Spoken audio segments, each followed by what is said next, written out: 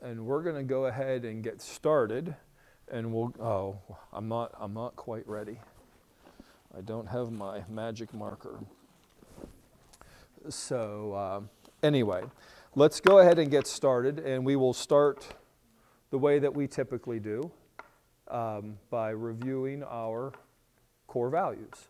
And I'd like to start out with reviewing Jesus' core value. And his core value is he would always value people, all right? He will always and we're going to see that in one of these stories.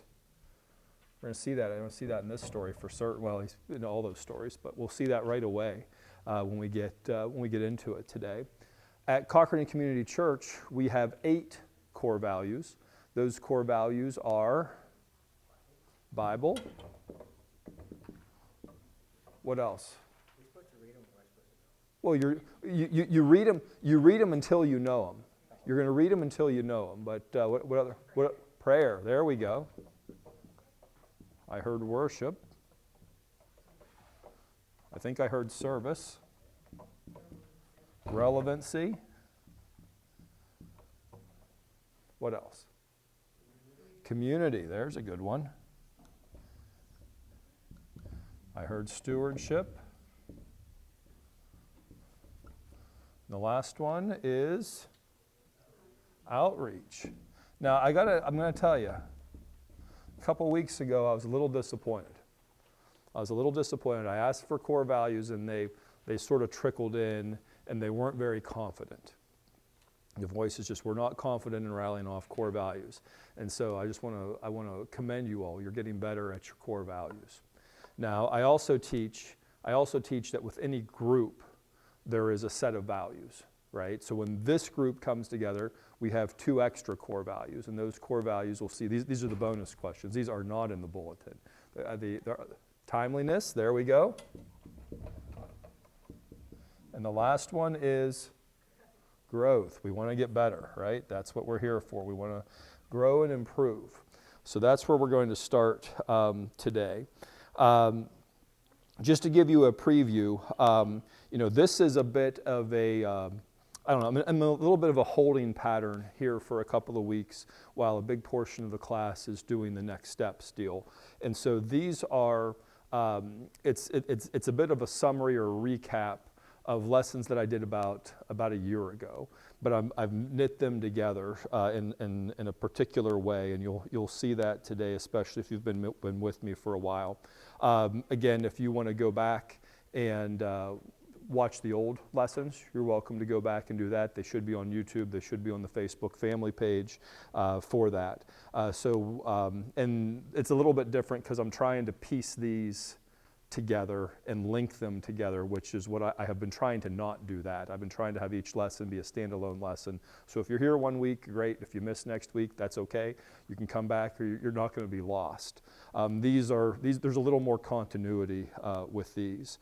But over the last couple of weeks, I gave you a framework for something I call directional leadership, and the importance of how you can use that framework to lead yourself. And then today we're looking at how do we lead others? How do we lead others in a biblical way? Next week we're going to look at leading teams, which is going to be more specific. Let me just turn the page here. The directional leadership framework looks something like this. There's you, there's up, there's across, and there's down. And last week was very much around leading you. Today is very much about leading over here. And next week, when we talk about leading teams, it's going to be very specific about leading down. So if that helps you, just a little bit of a framework for what we're looking at. In the weeks after that, when we get back on track here, we're going to look at the principles around your environment and how that feeds your growth. The week after that, we're going to look at imagination, which I'm really starting to get excited about that one. And the week after that, it's going to be a repeat lesson for one I did last fall, and I screwed it up. But it's going to be a good lesson. We're going to look at the myth of risk. There's a lot of people that get tied up with risk, and we're going to take a different look at that. We're going to take a different look at that in a couple of weeks. So with that, let me just give you a quick recap of what we looked at last week as we talked about how do you lead yourself. And we looked at 4 laws or 4 principles that always work that help us lead ourselves.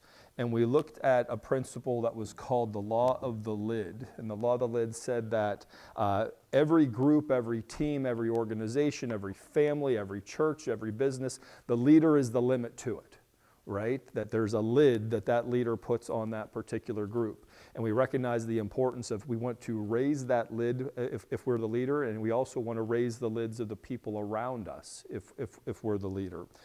So that's what we looked at last week. From there, we looked at the law of process. The law of process says that you get better daily, not in a day. You need to be consistent with those things that you're doing and go through that process to continue to grow and improve. We looked, I guess I could put that on the board, process. We looked at the principle of sacrifice, right? That we recognize we have to give up something of lesser value in exchange for something of greater value. And the phrase I gave you with that is that you have to give up to go up, right? That was the phrase with that one. And then the last principle that we looked at, these are all things that help us grow ourselves, as we looked at the principle of the inner circle. And who are you hanging out with? Who are the people that you're spending time with?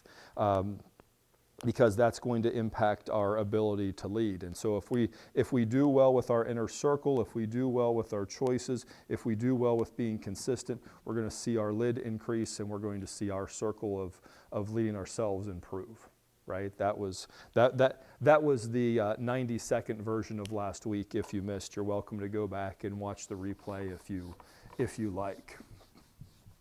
Today, we are... We're going to go into something, and I don't know if I've shared this with this group before, but just indulge me, if you will. Whenever you go through a learning process, there is something that you may hear of that's called a learning curve, and it looks something like this, all right? These are often called S-curves.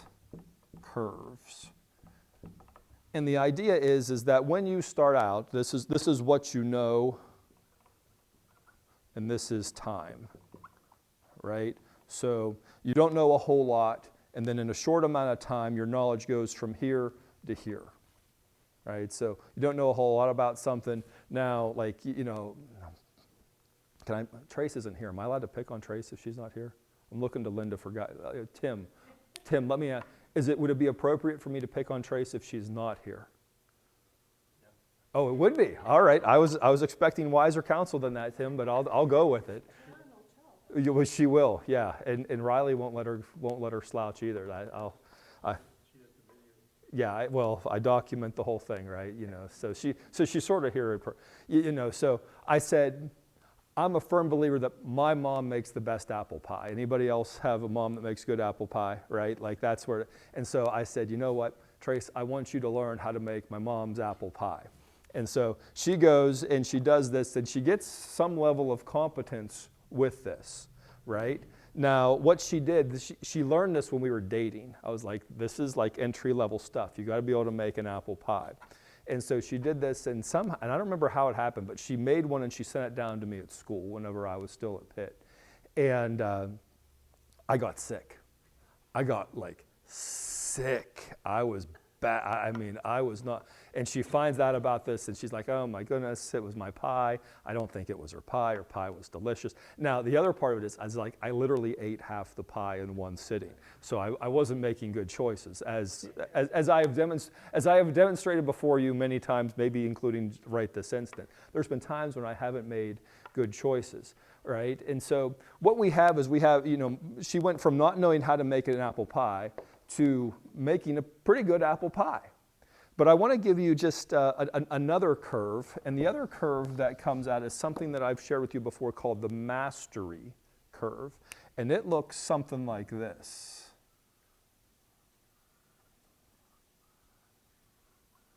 All right, this is the mastery curve, and it's the same thing. This is what you know or how you've grown over time. But what happens is that you have you have this low level, and you come up and you learn something, but then you sort of back off. You sort of back off, and you stay at that level for a while. Now, I was teaching some college kids about this, because in college, this is what you do. There is something in college that we call cramming. Perhaps you've heard of it. There's a test coming, and so what we do is we cram for it. We stay in the library all night, or we do whatever, and we try to pack all this stuff in our heads, and we go and we take the test, and what happens the moment the test is done? You dump it all. It's all gone. And so really, that's what the mastery curve shows. It shows what's left after you've dumped some of this stuff. And I'm going to tell you, there's some people that have a mastery curve that looks like this. Right? They have these times that they learn things, but they don't keep any of it, and they stay at a low level, and they end up at this really flat line for a really long amount of time. I will tell you that. Let me show you I'm going to show you my mastery curve around my relationship with God. Let me just show you. Let me embarrass myself here. Whenever I was a kid, I was learning all these different lessons, right? And then I hit about 12, and I knew it all. How old are you guys back there? 10. Well, you're almost to the point where you know it all. You're pretty close. You're pretty close. The day is coming. But I'm going to tell you, I hit that, and and this time for me here was about 18 years. It was about 18 years. And it wasn't until I was probably in my early 30s that I started learning again. And now since then, it's been on since then. But like, we have to recognize that there is some part of this that we want to be consistent with I wasn't obeying the law of process. That's what I wasn't doing with this description. But I just share that with you, because sometimes you'll find yourself in a place, and you'll find yourself in that place for a long period of time. And you got to keep putting in the work. You got to keep because if you don't, it's just going to go back down. So Trace made an apple pie. I got sick. You know the number of pies she has made since that time I got sick? 1. What do you think my confidence level is on if she makes an apple pie today? She won't, believe me. But like, how good do you think that's going to be? It's not going to be horrible, but I take that back. I did make her well, who made that apple pie? Was that Brendan that made it, or was that Mom? Probably Bryn, yeah, probably. So anyway, I just wanted to share that with you as a framework, because I found a lot of practicality with understanding and looking at things through the lens of that curve. That largely gives us our recap of last week. Now, today we're going to be looking at principles that govern how we lead others. And, we're going to be looking at laws. We're going to be looking at principles that always work. And so I just have a couple last things to recap here. But, I like to remind people that a leader is anyone who helps someone at some time get somewhere or do something. Right? And that's a very, very generous definition. But I say that to you because there's people that'll sit in this room and they'll say, you know what, I'm really not a leader. Everyone in here is a leader. Even the 10-year-olds in the back, they're leaders. Now, what is it that leaders do? They lead by influencing others. If you've ever been able to get someone to do something, right? A leader is anyone who gets someone to do something at some time to go somewhere, right? That's what it is. So it's all about influence. And when we talk about influence, it's not with just people who you have authority over. You influence people who have authority over you. You influence people who have no authority over you. There's all these things that come into mind. But today we're going to look at 4 principles around how do we lead others. And so let's get into it. The first one we're going to look at today is something called the law of addition. The law of addition states that leaders add value by serving others. Leaders add value by serving others. All right? When we lead other people, what we're looking to do is we're looking to help them get from where they are to some other place, right? We want to help them get from where they are to some other place. And oftentimes it's by making the way known, pointing people in a particular direction. Sometimes it's by clearing the path, right? It's like, there's sometimes there's some weeds and brush you got to get through to get to where you're going here. The simple thing that I would tell you is this: leaders add value to other people. Or I'll say good leaders add value to other people. A leader gives you a scenario where you're better off on the other side of encountering this person. Okay? And there's a wonderful story in Scripture that illustrates this law of addition. It's the story of Jesus feeding the 5,000. And you find this in the Gospel of Matthew chapter 14, verses 13 to 21. Let's read that story. It says, starting at verse 13, when Jesus heard what had happened, he withdrew by boat privately to a solitary place. Hearing of this, the crowds followed him on foot from the towns. When Jesus landed, he saw a large crowd, and he had compassion on them and healed their sick. As evening approached, the disciples came to him and said, "This is a remote place, and it's already getting late. Send the crowds away so they can go to the villages and buy themselves some food." Jesus replied, "They do not need to go away. You give them something to eat." "We have here only 5 loaves of bread and 2 fish," they answered. "Bring them here to me," he said. And he directed the people to sit down on the grass. Taking the 5 loaves and the 2 fish and looking up to heaven, he gave thanks and broke the loaves. Then he gave them to the disciples, and the disciples gave them to the people. They all ate and were satisfied, and the disciples picked up 12 basketfuls of broken pieces that were left over. The number of those who ate was about 5,000 men, besides women and children. It's interesting that despite the doubts of the disciples about how they're going to feed such a large crowd, Jesus takes what little food that they have, he blesses it, and he multiplies it, and he's able to feed everyone there. Jesus was always adding value to people. Look at the value that he added to people in this story. He added value to them by healing the sick, right? We see that. He was teaching them, so he was feeding them mentally and spiritually. And then he also he added value to all of them physically by feeding them. Like that's what he did. That's Jesus that's Jesus being Jesus right there. Observing his core value of valuing people. He left the crowd so much better off than when he first found them. That's what he did. He left them better off. This demonstrates how he added value by meeting the needs of others and leaving them with a feeling of increase. And I think that's really the phrase that I want you to keep in mind with this particular law, is that a good leader leaves you with a feeling of increase on the other side of that encounter, right?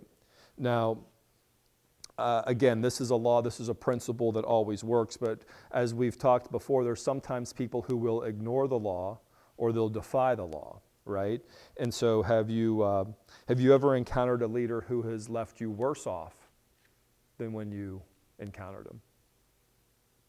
I know I have. I know we probably all have. We've probably all encountered somebody who on the other side of it is like, that was draining. That wasn't adding, that was subtracting, right? As you go through that. And I would ask you this: how long do you want to follow somebody like that? And by and large, we don't want to follow them very long at all. We may follow them because we have to, but there are many people who find themselves in that scenario today, right? And here's just an important truth that I've learned over the years. It's that people don't leave companies, people leave leaders. That's what I learned in corporate America, is that people don't leave companies, people leave leaders. And the fact of the matter is that applies to everything. right? You know, there's families that the kids get to a certain age and they go away and they never come back, right? You know, those are things that happen. There's Sunday school teachers that people come to and then they go away and they don't come back, right? You can go through all of that. Keep in mind that people leave leaders. And I just want to tell you a story. I mean, it's a very uncomfortable thing for me to do, but we talk about, this core value that we have of growth. And I've said it before to you. What's most important to me is that you grow and that you're improving your relationship and you're getting better, right? And I say that that's so important to me that if you have to leave, I give you permission to leave. And I have a reasonably large ego, and that's so risky. I die when I think about that. But I so want you under a leader who is adding value to you. That's more important than anything else. Our paths may cross again some other time. But that's just one of the things that has stuck out to me, and it took a lot of courage for me to do that the first time. It's a little bit easier today. But I would say that when it comes to leading other people well, perhaps one of the easiest things to do is to practice the law of addition and leave them with a feeling of increase. Leave them with that feeling of increase. Add value to them. Help them improve at the things that they're doing so that they can be successful. Now, again, I want you to think about this.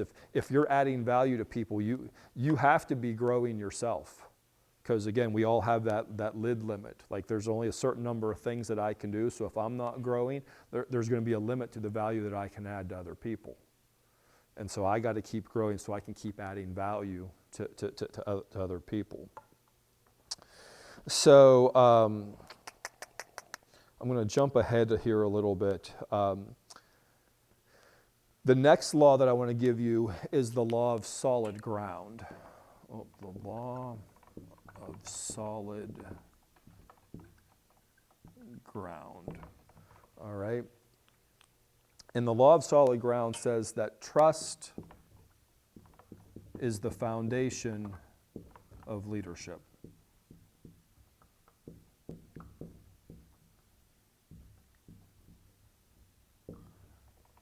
How long are you going to follow a leader you don't trust? Not very long at all, right? Insert your own political joke here, right? Like, there's not a whole lot of trust there, right? Trust is the foundation of leadership, but trust is also the currency of leadership. Trust is what makes leading people possible, because if you don't trust people, people aren't going to follow you, right? And I'm going to tell you, trust is very much like the stock market. It's always going up or it's always coming down. It never just stays the same. It's always fluctuating. We're always working on that. And I want you to keep in mind that when you violate that trust, it can be just like the stock market. It can crash just like that. It can crash just like that. It can crash in an instant. Leadership is fragile, and it's always going to be fragile, so you must take care of it.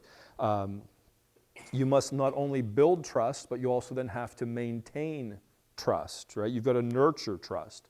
So, question for you, how do you build trust?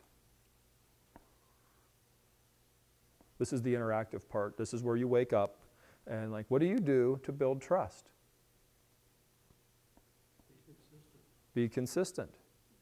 Keep your word. Any other thoughts?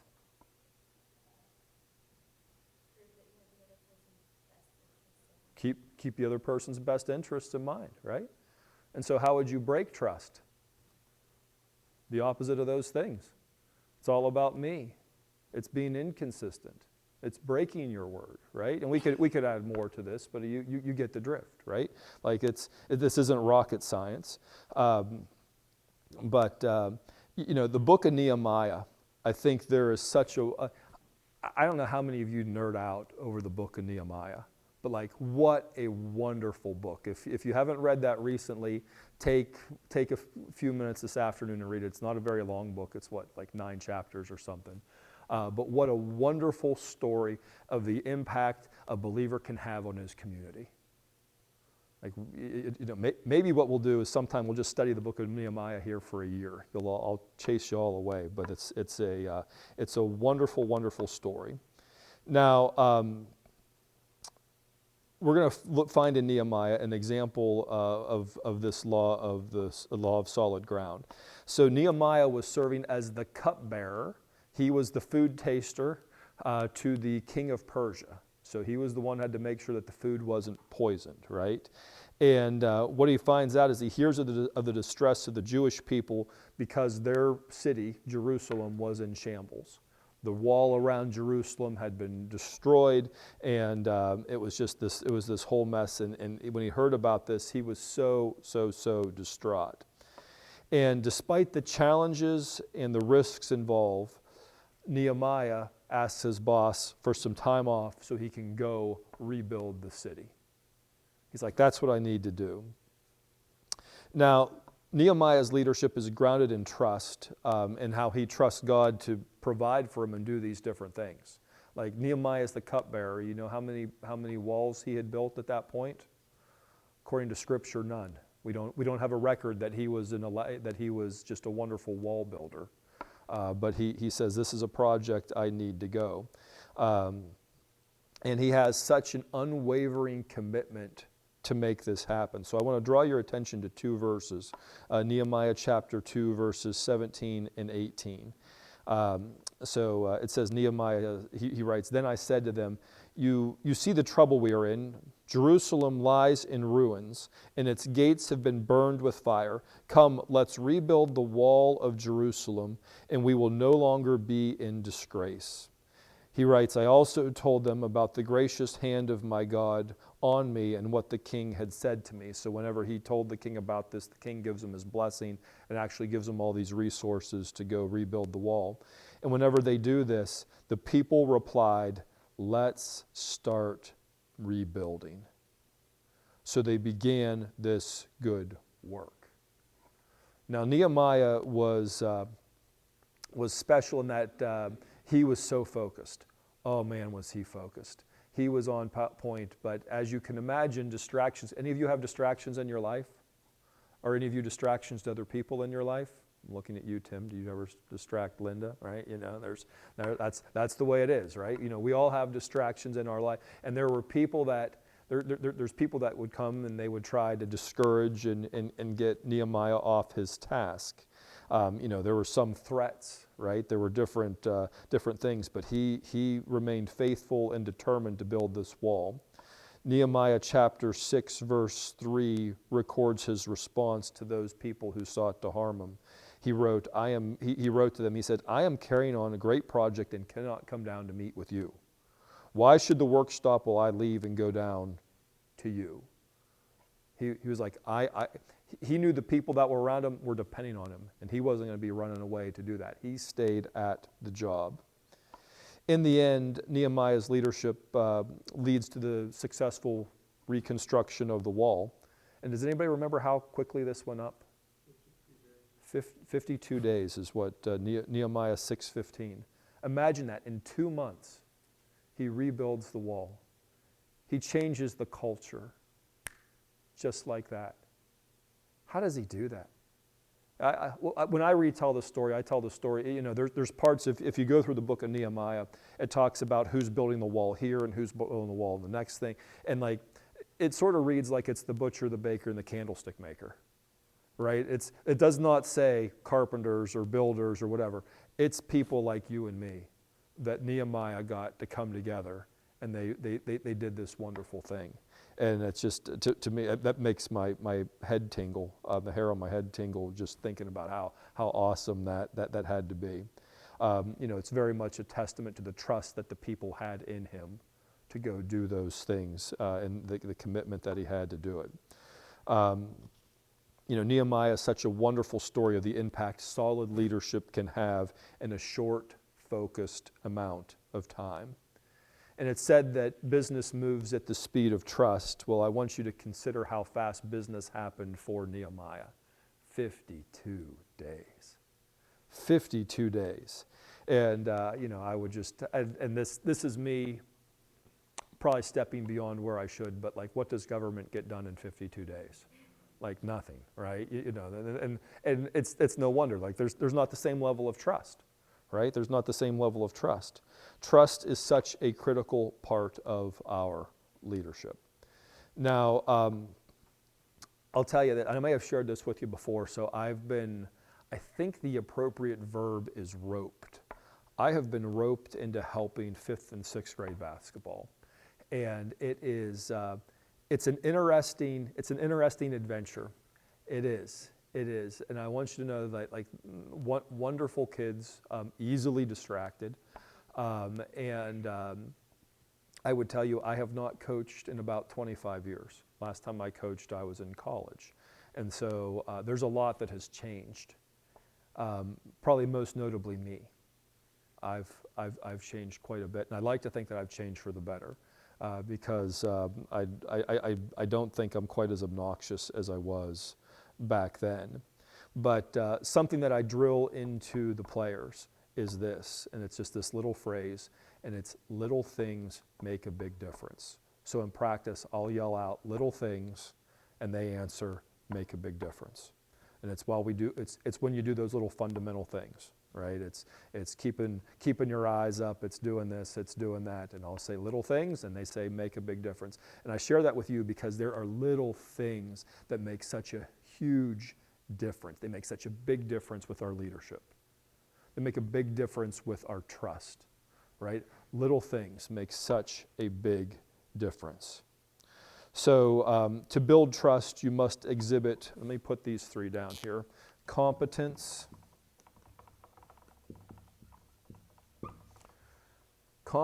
connection, and character.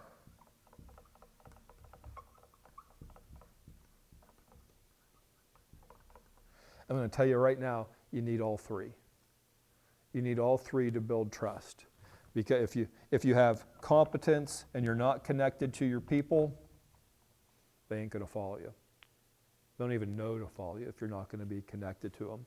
If you're incompetent, but you're really friendly and you build good relationships, and you have that integrity, people are not going to follow you because you are incompetent, right? You need to understand that. Now, you can be competent and you can have the connection, but if you don't have the character,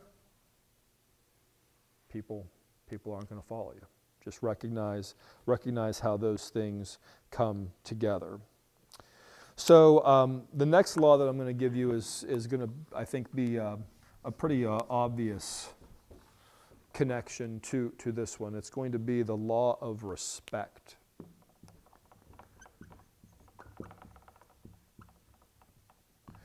And the law of respect says people naturally follow leaders stronger than themselves.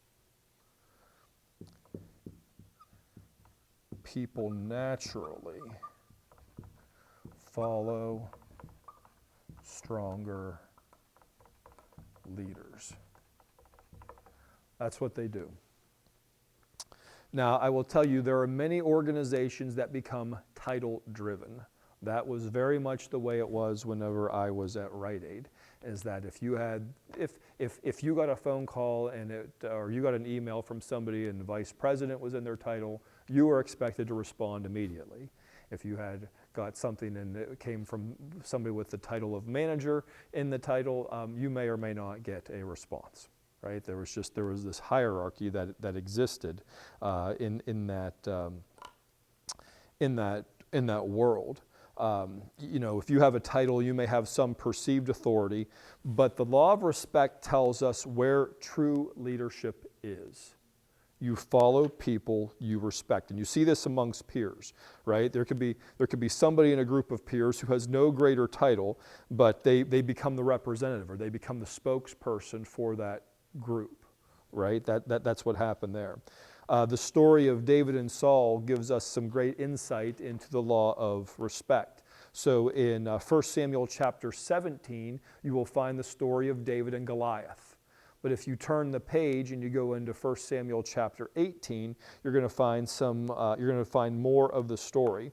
Let's pick up 1 Samuel chapter 18, verses 5 through 9. So now David's working for Saul, and it said, whatever mission Saul sent him on, David was so successful that Saul gave him a high rank in the army. This pleased all the troops and Saul's officers as well. When the men were returning home after David had killed the Philistine, the women came out from all the towns of Israel to meet King Saul with singing and dancing and joyful songs and with timbrels and lyres. And as they danced, they sang. And you may want to underline this because this is all about respect. This is all about respect. They sang, Saul has slain his thousands and David his tens of thousands. Now Saul got angry about this because the song displeased him greatly. He said, they've credited David with tens of thousands, he thought, but me with only thousands. What more can he get but the kingdom? And from that time on, Saul kept a close eye on David. The people respected David more than they respected Saul. And the people were being won over. We go ahead here, 1 Samuel chapter 18, verse 30. It reads, the Philistine commanders continued to go out to battle, and as often as they did, David met with more success than the rest of Saul's officer, and his name became well known. His name became well known. You know, these verses highlight how David's success and popularity grew, earning him the respect and admiration of the people.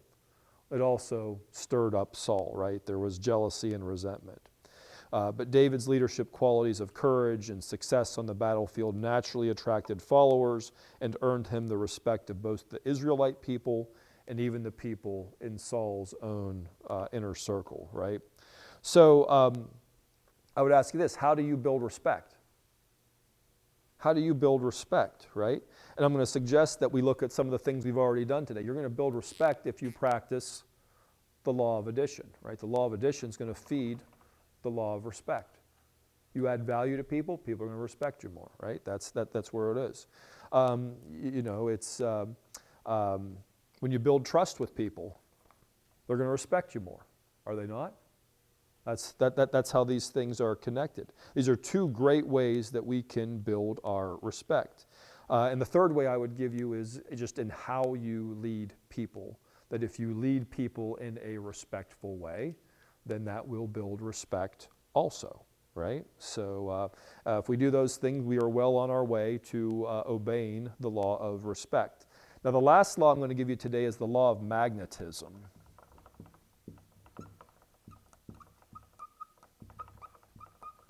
The law of magnetism, and the way I typically teach this law, I probably teach it a little bit different, but what is most attracted to a magnet? Is it a piece of wood? No. Another magnet. A magnet is most attracted to another magnet. That's the way. And I didn't know that. I didn't know. That was news to me. I would have said the same thing, Gary. Steel, like iron. I don't know. Not aluminum, right? A magnet doesn't work on aluminum. But another magnet. Those things, boom. And just when you get them close to each other, what do? They just boom. They pop together. They're just attracted to each other. The law of magnetism says who you are is who you attract. Who you are is who you attract. You may have heard the nursery rhyme that describes this, and it's birds of a feather flock together, right? Birds of a feather flock together. And it's so true. With our leadership, we attract people who are similar to us in some way. With my leadership in this group, I've attracted some people that are similar to me in some way, right? There's similar interest in learning, whatever. That's what's happened here. We may be attracted based on age or interest or values or whatever. Some combination. We're not all exactly the same, but who you are is who you attract. And the Bible tells us a really interesting story about this law of attraction, or this law of magnetism. And we find this in the Gospel of Matthew chapter 4.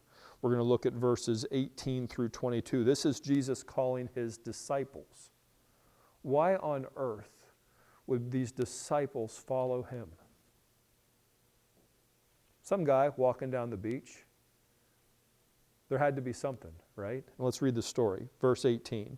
It says, as Jesus was walking beside the Sea of Galilee, he saw two brothers, Simon called Peter and his brother Andrew. They were casting a net into the lake, for they were fishermen. Come, follow me, he said, and I will send you out to fish for people. At once they left their nets and followed him. At once. Don't miss that. Don't miss that. At once they left their nets and followed him. Going on from there, he saw two other brothers, James, son of Zebedee, and his brother John. They were in a boat with their father Zebedee, preparing their nets. Jesus called them, and immediately they left the boat and their follow and followed him. You know, there's a couple of really key takeaways from this. They were attracted to something about Jesus, and I would suggest that it may very well be his character and his authority. There was something that drew him there. But don't miss this. There was an immediate response. You don't get those two magnets together and just leave them sitting there, and then eventually they go together. It's like, boom. They're drawn together. There was this immediate response to Jesus' call. They did not hesitate. They did not delay. And just also notice what Jesus did. What attracted them was the transformation that he invited them into. Jesus didn't invite them to follow him, but he said, I want to make you fishers of men, right? He said, come follow me and I will make you fishers. There was a transformation to go from fishers of fish, or men seeking fish, to men seeking men. I worded that so poorly, but it was a bigger calling is what they were invited into. And you know, I would say this: the magnetism of Jesus' leadership did not end with these four, right? We see this, but we also know that throughout his ministry, he attracted other people. There were other people that came to Jesus, and they came from diverse backgrounds. Right? We know that the tax collectors came. We know that the sinners came. We know that the outcasts came to Jesus. And I would suggest that perhaps it was his message of love and forgiveness and salvation that was what made him attractive. That's what drew them immediately to him. In our first story we read today, there was crowds of people that are following Jesus, right? That's what we see. So the calling of Jesus' disciples is a wonderful example of the law of magnetism, because it shows how his character and his authority and his vision for a better future inspired them to be part of it. You know, inspired them in a way that they committed themselves immediately and wholeheartedly to join the mission. And I'm going to say that, you know, when you understand these laws, these impact everybody you come in contact with. Right? This is about leading others, right? So this applies at work, this applies at home, this applies here. It applies when you're out walking down the street. It applies when you find other believers. It applies when you find non-believers, right? That's very much, you know, as I've gone through this, what I want is my personal inclination is to help equip you with things that you can use right away. You can walk out of here and you can lead others better today, and that very likely happens in your home, may happen at work, but there's also the application of how do you help draw lost people to Christ. There's principles that always work. When we add value to people, when we build trust with people, when we build respect with people, right? Those are things that really help do that. And I would say that, you know, as we go through this lesson also points us back to what we looked at last week. You got to be growing. You got to be getting better. You got to keep doing this. You know, leading others absolutely starts with leading yourself. And a question that you have to ask is, Who are you going to be? Who are you going to be? Because who you are is going to determine who you will attract. And I was sort of challenged on this. It was like, the challenge came, how many non-believing friends do you have? And it become very, very easy to say, well, I don't have any, I just hang out at church, right? You gotta raise your lid a little bit. You need to know what the questions are that are out there, so that you can have those conversations, so that you can build trust, that you can add value to people that think differently, that don't know the story of Jesus, right? We need to be working on those things. So with that, I think that completes the prepared remarks that I had this week. But as I typically do, I'll put the letters ACT on the board, right? And I'll remind you, if you want to go back, I taught each one of these lessons. Each one of these lessons was probably about a 40 to 45 minute lesson from about a year ago. If you want to learn any more about any one of them, you can go find those. That's why I recorded them, so that somebody could go watch them again sometime, but you're welcome to use those. But based on what we have presented today, what action will you take? What change will you make? And is there something that you learned today that you can teach to somebody else? Because if you teach it, it helps you learn it better. Who can you teach something to for your sake and theirs? Next week, we're going to be looking at 4 principles on leading your team. How do you lead with people that you do have direct authority over? That's what we're going to be looking at next week, and that's what will wrap up this particular unit of lessons. And with that, I will wrap up. So any questions, comments, or answers?